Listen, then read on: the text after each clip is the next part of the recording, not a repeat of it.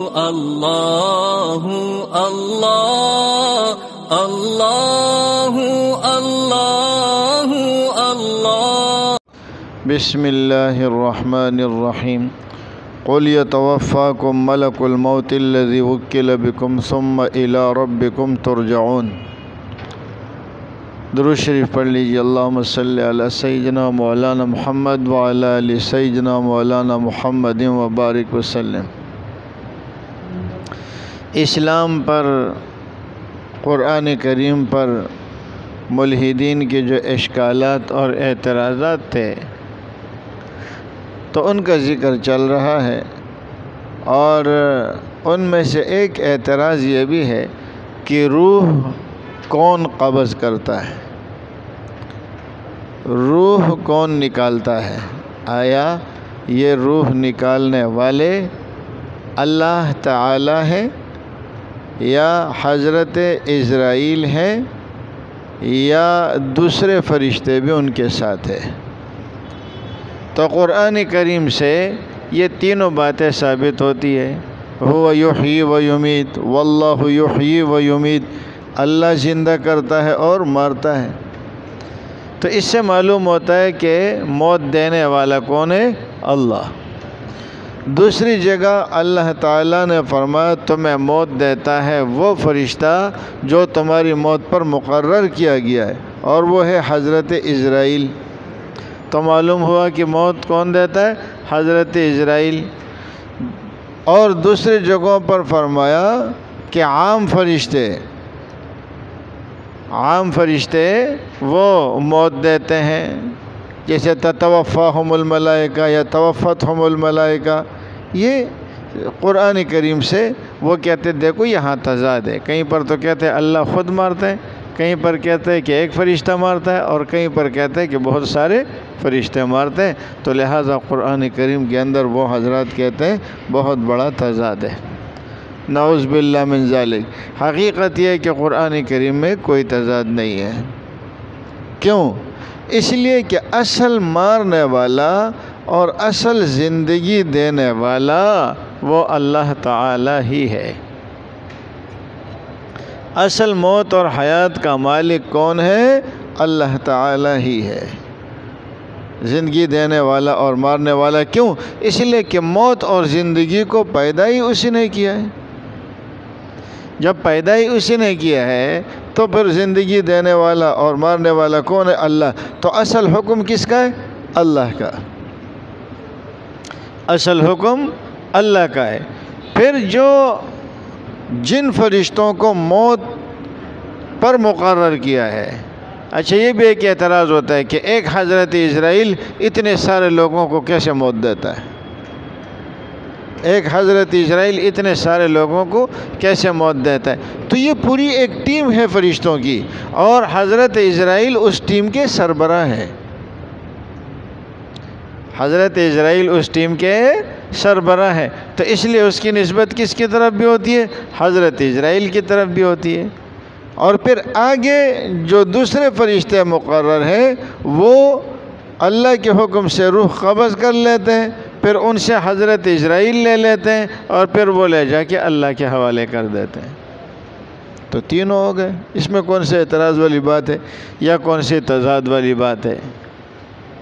اور پھر یہ کہ حضرت عزرائیل ایک ہے، اور ایک ہی وقت میں کئی سارے لوگوں کی موت آتی ہے، تو حضرت عزرائیل یہ سارے کام اکیلے کیسے کر سکتے ہیں؟ وہ ادھر ہوگا یا ادھر ہوگا۔ تو میں نے آپ کو بتایا کہ ان کی ٹیم ہے، لیکن اگر ٹیم نہ بھی ہو، یہ سب اللہ کی قدرت سے ہو رہا ہے، اللہ کے لیے کوئی مشکل نہیں۔ مسلمان کا عقیدہ تو اتنا ہے اگر کوئی بھی ٹیم نہ ہو۔ اب اس وقت آپ دیکھیں کہ یہ ایک جدید دور ہے، اور اس میں بیک وقت کتنے سارے کام چل رہے ہوتے ہیں۔ مثال کے طور پر آپ یہاں بیٹھے ہوئے ہیں، آپ کے جو موبائل ہے وہ آپ کو ٹریس کر لیتے اس وقت آپ کہاں بیٹھے ہوئے ہیں، اور اسی موبائل کے علاوہ آپ کے پاس جو کارڈ کے اندر چپ لگا ہوا ہے اس کے ذریعے آپ کو وہ ٹریس کر لیتے آپ کہاں بیٹھے ہوئے ہیں۔ آپ کہاں مخلوق سے نہیں بھاگ سکتے تو خالق سے بھاگ کے کہاں جاؤ گے؟ ان چیزوں پر اگر اعتراضات پرانے زمانے میں ہوتے تو ٹھیک ہے، وہ لوگ سیدھے سادے تھے، آج کل کے زمانے میں تو کوئی اعتراض ہی نہیں ہے۔ لیکن بات یہی ہے کہ اس کے لیے پوری ایک ٹیم مقرر ہے اور ان کے سربراہ حضرت اسرائیل ہے، تو اس لیے کبھی فرشتوں کی طرف نسبت کر دی جاتی ہے اور کبھی ان کے بڑے کی طرف نسبت کر دی جاتی ہے اور کبھی اللہ کی طرف نسبت کر دی جاتی ہے۔ اب جیسے مثال کے طور پر آپ کا بچہ، ان سے کوئی پوچھتا ہے کہ جی آپ کے ماہانہ اخراجات کہاں سے پورے ہوتے ہیں، تو آپ کا بچہ کہتا ہے کہ ابو کاروبار کرتے ہیں، تو وہ اخراجات پورے ہونے کی نسبت کس کی طرف کر رہے ہیں؟ ابو کی طرف۔ اور کبھی آپ کا بچہ کیا کہتا ہے؟ بس اللہ دے رہا ہے۔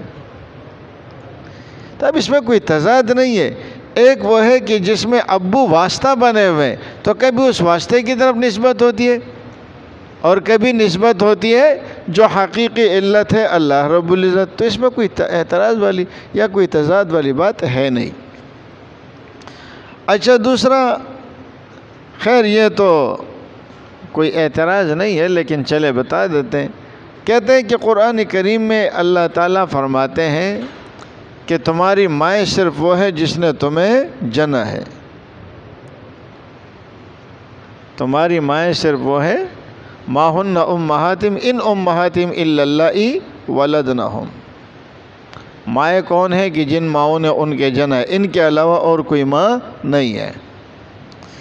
تو جیسے اس زمانے میں وہ لوگ زہار کرتے تھے، ایک لمبا مسئلہ ہے، کسی بیوی سے کہہ دیتا تھا تو میرے لیے ایسی ہے جیسے میری ماں یا میری ماں کی پشت، یا یہ ایک پورا مستقل موضوع ہے، تو لوگ سمجھتے تھے یہ اس کی ماں بن جاتی ہے، تو ماں تو نہیں بنتی، لیکن یہ ہے کہ وہ ان کے لیے حرام ہو جاتی تھی، پھر اس کے لیے کفارہ ہے، پورا قرآن کا ایک حکم ہے،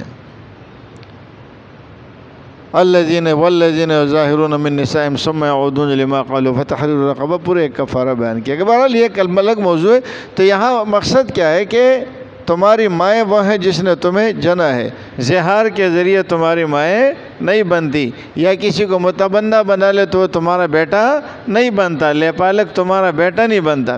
تو ایک طرف تو اللہ فرماتے ہیں کہ تمہاری مائیں صرف وہ ہے جس نے تمہیں جنا ہے، اور دوسری جگہ اللہ کیا فرما رہے ہیں کہ ازواج مطہرات امت کی مائیں ہیں، اور ادھر کہتے ہیں مائیں صرف وہ ہے کہ جس نے تمہیں جنا ہے، اور ادھر کیا کہہ رہے ہیں؟ ازواج مطہرات مائیں ہیں۔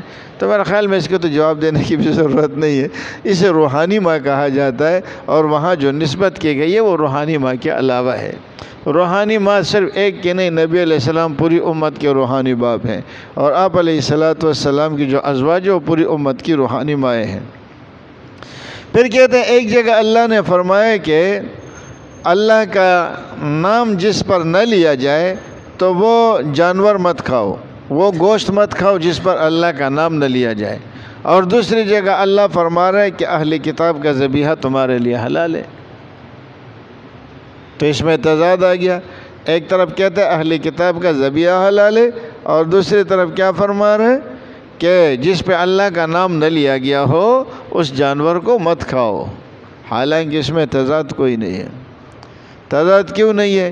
یہ ہم نے کب کہا ہے کہ جس پر اللہ کا نام نہیں لیا گیا ہم اسے کھا رہے ہیں؟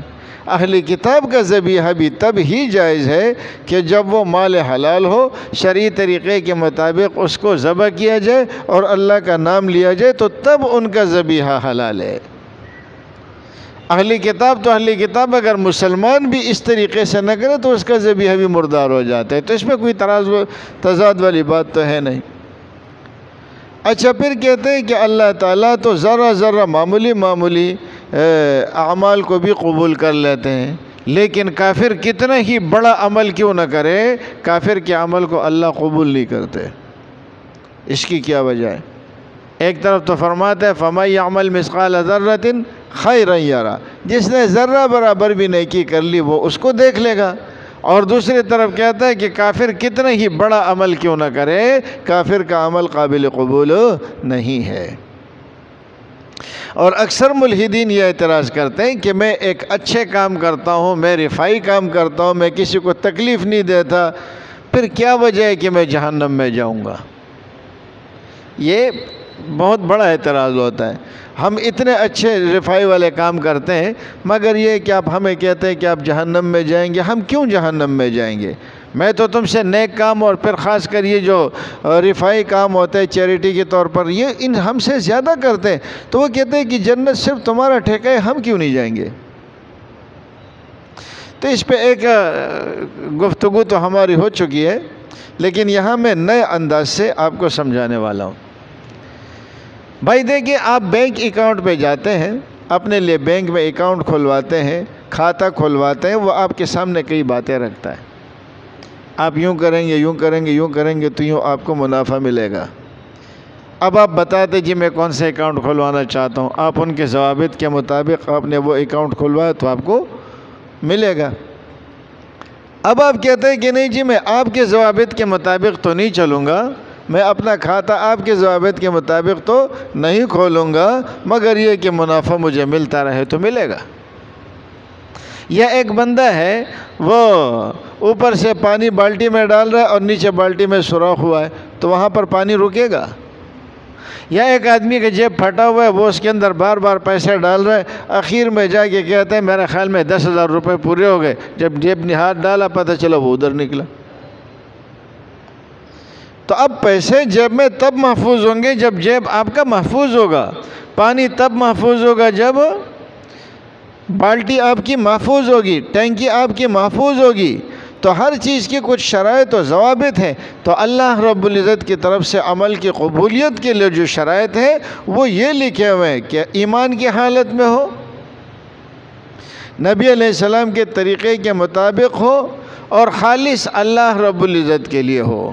تو جب یہ تین شرائط نہیں ہوں گی تو تیرے کو پہلے سے ہی بتا دیا کہ پھر عمل قابل قبول نہیں ہوگا۔ تو اس میں ایک یہ ہے کہ ایمان کی حالت میں ہو، ایمان کی حالت میں نہیں ہوگا تو عمل قابل قبول ہی نہیں ہے۔ اس میں کون سی بات ہے کہ میں عمل کر رہا ہوں لیکن طریقے کے مطابق نہیں کر رہا ہوں، اور پانی بالٹی میں بھر رہا ہوں لیکن ایسے بھر رہا ہوں کہ بالٹی میں نیچے سوراخ پڑا ہے، کیسے آپ کا پانی وہاں جمع ہوگا؟ تو اسی طریقے سے عمل کی قبولیت کے لیے یہ شرائط ہے، جب تک یہ قبول نہیں ہوں گی تب تک نہیں ہوگا۔ عام طور پر یہ لوگ یہ اعتراض کرتے ہیں۔ تو بنیادی بات یہ ہے کہ عمل کی قبولیت تب قابل قبول ہے، ورنہ ہندو ہم سے بڑی عبادات کرتے ہیں، ہم سے زیادہ مشقت والی عبادات کرتے ہیں، مگر قابل قبول نہیں ہے۔ اسی طرح ایک اعتراض یہ کرتا ہے کہ اللہ تعالیٰ قرآن کریم میں فرماتے وَمَا أَرْسَلْنَا قَبْلَكَ إِلَّا رِجَالًا نُوحِي إِلَيْهِمْ مِنْ قَبْلِكَ إِلَّا رِجَالًا نُوحِي إِلَيْهِمْ۔ کیا مطلب؟ ہم نے آپ سے پہلے جن کو رسول بنا کر بھیجے وہ صرف انسانوں میں سے تھے، اور انسانوں میں بھی صرف مرد تھے، یعنی مردوں کے علاوہ ہم نے کسی کو نبی نہیں بنایا، انسانوں کے علاوہ کسی کو نبی نہیں بنا۔ تو اس سے کیا معلوم ہوتا ہے کہ انبیاء صرف انسانوں میں سے آتے ہیں۔ اور دوسری جگہ حکم یہ آتا ہے اللہ یصطفی من الملائکۃ رسلا ومن الناس۔ پہلے والا کیا کہتے ہیں؟ ہم نے صرف انسانوں کو رسول بنا کر بھیجا ہے، اور دوسری آیت کیا کہتی ہے؟ ہم کبھی انسانوں کو بھی رسول بناتے ہیں اور فرشتوں کو بھی رسول بناتے ہیں۔ تو کہتے ہیں دیکھو قرآن میں تضاد ہو گیا، ایک جگہ کیا کہہ رہے؟ صرف انسانوں کو رسول بناتے ہیں، اور دوسری جگہ کیا فرما رہے کہ انسانوں کے علاوہ فرشتوں کو بھی ہم رسول بنا کر بھیجتے ہیں۔ تو یہ تو بظاہر تعارض ہو گیا، لیکن کوئی تعارض نہیں ہے۔ اللہ انسانوں کے اصلاح کے لیے جن رسولوں کو بھیجتے ہیں نا وہ انسانی ہوتے ہیں۔ وَمَا مَنَعَ النَّاسَ أَن يُؤْمِنُوا إِذْ جَاءَهُمُ الْهُدَىٰ إِلَّا أَن قَالُوا أَبَعَثَ اللَّهُ بَشَرًا رَسُولًا۔ جب ان کے پاس رسول آتا ہے نا تو فرمایا، وہ کہتے ہیں کہ یہ اللہ نے انسان کو رسول کیوں بنا کے بھیجا؟ بھائی وجہ یہ ہے کہ رسول جو انسانوں میں سے آئے گا وہ انسانوں کی اصلاح کے لیے آئے گا، تو اس کے اندر انسانوں والی خاصیات ہونی چاہیے، ورنہ اس رسول کو کوئی قبول نہیں کرے گا۔ اب اگر رسول فرشتہ بن کر آتا ہے اور آپ سے کہتے ہیں روزہ رکھو، وہ فرشتہ بن کے آتا ہے اور آپ سے کہتے ہیں روزہ رکھو، آپ کہیں گے تجھے تو بھوک نہیں لگتی، ہمیں بھوک لگتی ہے، ہم کیوں روزے رکھیں؟ فرشتوں کو بھوک لگتی ہے؟ کھانے پینے سے پاک ہے۔ وہ آپ سے کہتے ہیں کہ اٹھو اور تہجد پڑھو، تراویح پڑھو، آپ کہیں گے تمہارے کو کیا ہے، فرشتے ہو، نہ تمہیں تھکاوٹ ہوتی ہے، نہ نیند آتی ہے، نہ اور کوئی پریشانی ہے، نہ جسم میں درد ہے، میرے ٹانگوں میں بھی درد ہے، گھٹنوں میں بھی درد ہے، میں نہیں پڑھ سکتا جا۔ تو عمل کرنا مشکل ہو جاتا۔ تو اس لیے رسول کے لیے کیا ضروری تھا کہ وہ انسانوں میں سے ہو تاکہ کوئی انکار نہ کر سکے۔ تو اس لیے فرمایا ہم نے رسول کس میں سے بھیجے؟ صرف انسانوں میں سے۔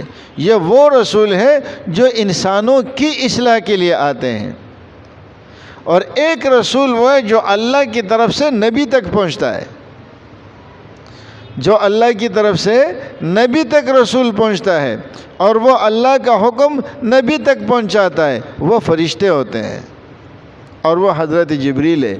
تو یہ جو فرمایا اللہ اور رسول بھیجتے ہیں فرشتوں میں سے، تو اس رسول سے کون مراد ہے؟ حضرت جبریل، جو انبیاء تک آتے ہیں، اور جو اللہ کی طرف سے انسانوں تک آتے ہیں تو ہر کسی کے پاس جبریل نہیں آتا، ان کے لیے پھر وہ یہ جو انسانی شکل میں پیغمبر کی صورت میں آیا ہوتا ہے۔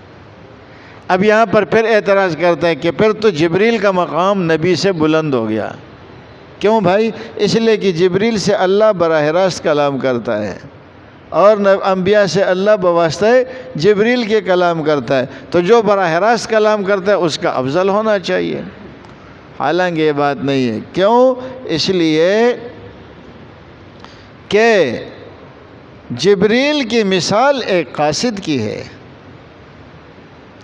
جبریل کی مثال ایک قاصد کی ہے۔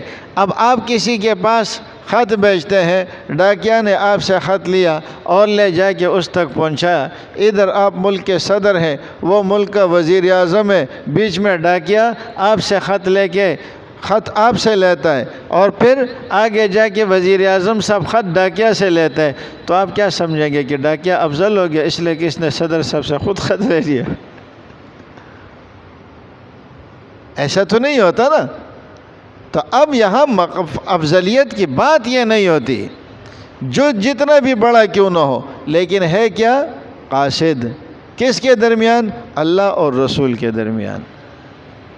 اور اس کے لیے ضروری نہیں ہے، تو اگرچہ وہ اللہ سے براہ راست لے، پھر اللہ تعالیٰ نے اپنے وحی کے بھی سلسلے بیان فرما دیے۔ ما کان لبشر ان یکلمہ اللہ الا وحیا او من وراء حجاب او یرسل رسولا، تو اور بھی اللہ تعالیٰ کی طرف سے کلام ہوتا ہے انبیاء کرام کے ساتھ، یا تو وحی کے ذریعے ہوتا ہے، یا پردے کے پیچھے سے کلام ہوتا ہے، اور یا یہ ہے کہ اللہ تعالیٰ کوئی قاصد بھیجتا ہے، انبیاء کرام سے وہ کلام کر لیتے، جیسے حضرت جبریل کا آنا یا مخلوق کے لیے انبیاء کا آنا۔ تو بہرحال اس سے حضرت جبریل کی افضلیت لازم نہیں آتی۔ نبی علیہ السلام غالباً عطا اللہ شاہ بخاری رحمۃ اللہ علیہ سے کسی نے پوچھا کہ حضرت جبریل افضل ہے یا نبی علیہ السلام؟ حضرت جبریل افضل ہے، یعنی کہ نور افضل ہے یا بشر؟ یہ بھی ایک مسئلہ ہے نا آج کل، نور افضل ہے یا بشر افضل ہے؟ تو انہوں نے بڑا عجیب جواب دیا، فرمانے لگے کہ نوریوں کا سردار تو بشر کے دروازے پہ چوکیداری کے فرائض انجام دے رہا تھا معراج والی رات۔ معراج والی رات کیا تھا؟ جو نوریوں کا سردار تھا، کون؟ حضرت جبریل، وہ براق لے کر باہر کھڑا ہے کہ پیغمبر باہر کب نکلے گا کہ ان کو اٹھا کے لے جاؤں۔ فرمایا وہ تو خدمت کے طور پر دروازے کے باہر دربان کی جگہ پر کھڑے ہیں، اور کس کے انتظار میں کھڑے؟ بشریوں کے سردار کے لیے کہ یہ آ جائے تو میں ان کو آگے لے جاؤں۔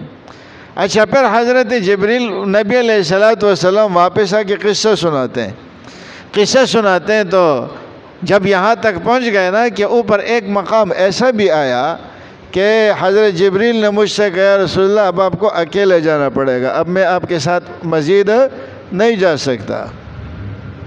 تو کہتے ہیں کہ پھر کیا ہوا؟ کہنے لگے بس ٹھیک ہے، حضرت جبریل نے کہا کہ اگر میں آگے جاؤں گا تو پھر میرے پر جل جائیں گے، میرے پر جل جائیں گے۔ اور ہمارے جو یار لوگ ہیں نا، یار لوگ آپ سمجھتے ہوں گے، وہ کہتے ہیں وہاں غوث اعظم آئے اور اپنے کندھے پہ اٹھا کے لے گئے، جہاں پر جبریل پیچھے رہ گیا وہاں کون ہے؟ غوث اعظم، اور جب اس طرح کی بات کرتے ہیں نا تو یہ جنونی سارے کھڑے ہو جاتے ہیں۔ ہو کیا کہنا ہے، جتنا بڑا جھوٹ بولو گے قوم۔ مجھ سے لوگ کہتے ہیں مولوی صاحب آپ کی باتیں خشک ہوتی ہے، میں نے کہا میری باتیں حق ہوتی ہے اس لیے خشک ہوتی ہے۔ یہ جھوٹ بولنا میں نے شروع کر دیا نا تو پھر ماشاءاللہ بہت بڑے خطیب بن جائیں گے ہم بھی 2-4 دن میں۔ تو کہتے ہیں جب انہوں نے یہ کہا کہ حضرت جبریل نے کہا رسول اللہ اب میں آگے نہیں جا سکتا، تو کہتے ہیں حضرت ابوبکر تڑپ گئے اور فرمانے لگے کاش جبریل کی جگہ ابوبکر ہوتا تو یہ خاک تو ہو جاتا لیکن اپنے نبی کا ساتھ نہ چھوڑتا۔ آپ تو نبی کی بات کر رہے ہو، یہ نبی کا صحابی کیا کہہ رہا ہے، یہ نبی کا صحابی کیا کہہ رہا ہے۔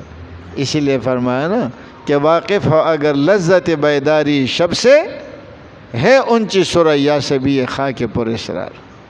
تو اس لیے جو انسانوں کے خواص ہیں جیسے انبیاء، وہ فرشتوں کے خواص یعنی ان مقرب فرشتوں سے بھی افضل ہے، اور جو انسانوں کے عوام ہے اگر تقوی کے معیار پر ہو تو وہ فرشتوں کے عوام سے بھی افضل ہے، اور اگر وہ تقوی کے معیار پر نہ ہو تو اولئک کالانعام بل ہم اضل، فرشتوں سے آگے نکلنا تو دور کے بعد فرمائیے جانوروں سے بھی پیچھے رہ جاتے ہیں۔ اللہ ہمیں عمل کی توفیق۔ دو کوشچن ہے، ایک قرآن شریف کا جب ختم نکالتے ہیں ہم حضور صلی اللہ علیہ وسلم کا نام لیتے ہیں، انبیاء کرام کا نام لیتے ہیں، بزرگان دین کا نام لیتے ہیں، ایسے ہی فرشتوں کا جبرائیل علیہ السلام کا اس کو بھی کر سکتے ہیں؟ نہیں، دیکھیے نا ان کو وہ مکلف نہیں ہے۔ سوال ان کا یہ ہے کہ جب ہم قرآن کریم ختم کرتے ہیں تو ہم کہتے ہیں اس کا ثواب انبیاء کو، تابعین کو، صحابہ کو، ان کو پہنچا، تو کیا ہم فرشتوں کو بھی ثواب بخش سکتے ہیں؟ تو فرشتے مکلف مخلوق نہیں ہے کسی عبادت کے حوالے سے، وہ جن چیزوں کے مکلف ہے وہ تسبیحات ہے۔ فرشتے جن چیزوں کے مکلف ہے وہ تسبیحات ہے، وہ اس پہ عمل کر رہے، ان میں گناہ کی صلاحیت ہے ہی نہیں، ان کا ایک مقام ہے اور وہ اسی مقام پر ہے، تو اس لیے فرشتوں کو جو ہے نا آپ نہیں بخش سکتے۔ اچھا سر، دوسرا یہ کہ لوگ جب جہاد پہ جاتے ہیں یا کہیں جاتے ہیں کہتے ہیں جی ہمارا حق معاف کر دینا، تو یہ چیز صحیح ہے کہ اس سے وہ حق معاف ہو جاتا ہے؟ اگر آپ معاف کر دیتے ہیں تو معاف ہو جائے گا۔ بیوی کا، بچوں کا، یا کسی کی حق تلفی کی ہو؟ دیکھیے اگر کسی کا حق ہے نا تو اس کا تعلق کس کے ساتھ ہے؟ صاحب حق کے ساتھ ہے۔ جیسے میرے آپ کے ذمے پیسے ہیں، آپ مجھے کہتے ہیں کہ مولوی صاحب میں حج پہ جا رہا ہوں یا جہاد پہ جا رہا ہوں یا کہیں بھی جا رہا ہوں، آپ یہ معاف کر دیں، تو اگر میں معاف کر دوں ٹھیک ہے، اس کے میرے ساتھ تعلق ہے۔ اچھا، لیکن جس طرح ہم بیوی سے کہتے ہیں کہ مہر معاف کر دینا، تو اگر وہ طیبی دل سے معاف کر رہی ہے تو ٹھیک ہے، لیکن عام طور پر وہ کہ وہ بیچاری شرمی کی وجہ سے معاف کر لیتی ہے، اس کا دل راضی نہیں ہوتا، تو یہ معاف کرانا درست نہیں ہے۔ دیکھیے جو لفظ ہے نا معاف کرانا، یہ کرانا میں زبردستی شامل ہے۔ ایک ہوتا ہے کسی کام کا کرنا نا، اور ایک ہوتا ہے کرانا، تو یہ لفظ کرانا بتا رہا ہے کہ یہاں پر زبردستی کا عنصر شامل ہے، تو اگر وہ اپنی مرضی سے معاف کرتی ہے تو بے شک معاف کر دیں، جہاں بھی صاحب حق۔ ہاں کبھی ہم ایسا کہتے ہیں اگر ہم سے کوئی کمی کوتاہی ہو گئی تو وہ الگ بات، اور بس۔ اللہم انت السلام منک السلام۔